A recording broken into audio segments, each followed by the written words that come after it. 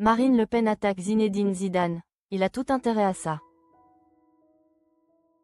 Quand le mythe défie l'extrême, retour sur le face-à-face musclé entre Zinedine Zidane et Marine Le Pen en pleine campagne de 2017. Paris, 18 novembre 2025. Dans l'arène politique française, rares sont les interventions qui provoquent un tel tremblement de terre. En 2017, alors que la campagne présidentielle entrait dans sa phase critique, Zinedine Zidane est sorti de son mutisme médiatique habituel pour lancer un appel catégorique à faire barrage au Front National. Cette prise de position, d'une personnalité adulée et habituellement apolitique, a généré une onde de choc immédiate, obligeant le camp adverse à répliquer avec virulence. Invitée sur BFM TV, Marine Le Pen, candidate d'alors, n'avait pas tardé à monter au créneau. Cet échange frontal, bien que daté, conserve une résonance particulière. Rappelant l'influence des icônes sportives sur le débat public, surtout à l'approche de l'échéance présidentielle de 2027.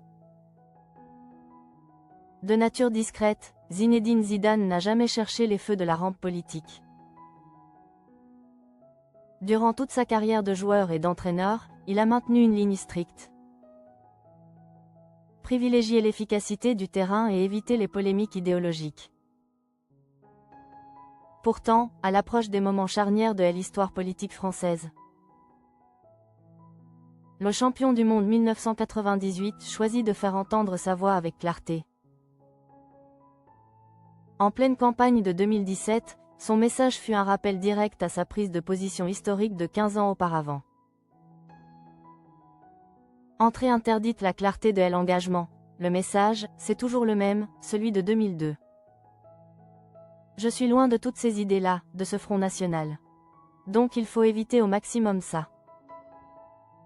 Les extrêmes, ce n'est jamais bon, avait-il déclaré sans ambiguïté. Cette déclaration reprenait l'esprit de celle de 2002, lors de la présence de Jean-Marie Le Pen au second tour, où il avait prévenu « Cela peut avoir des conséquences très graves, c'est ça à quoi il faut penser ». À travers ces mots, Zidane assumait un engagement personnel, ancré dans ses convictions et son vécu, et refusait l'étiquette d'icône muette. En dehors de la sphère politique, Zidane reste un sujet de fascination pour les médias, notamment concernant ses relations au sein du football français. Depuis plusieurs années, des rumeurs persistantes évoquent des tensions avec Didier Deschamps, l'actuel sélectionneur des Bleus. Récemment, Deschamps a tenu à mettre fin à ces spéculations dans un entretien accordé au Figaro, qualifiant la rumeur de belle idée reçue. Le sélectionneur a insisté sur la profondeur de leur relation professionnelle. On a passé beaucoup d'années ensemble, il y a toujours beaucoup de respect entre nous.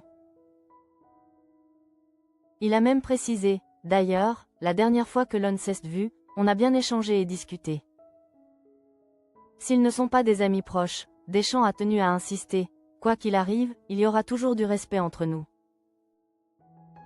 Une manière de clarifier que, si les deux hommes sont deux icônes du football français, leurs relations professionnelles ne sont pas entachées par une rivalité aigre. L'offensive de Zidane en 2017 fut trop puissante pour être ignorée par Marine Le Pen, alors en pleine ascension politique.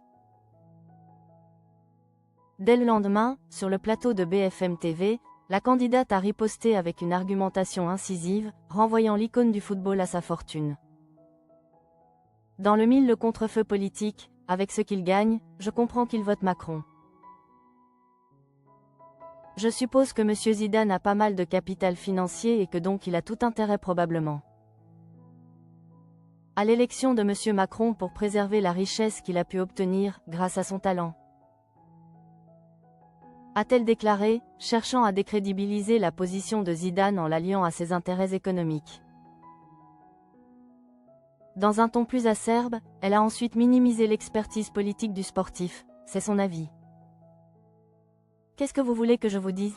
Il peut donner des conseils en foot, il est assez bon.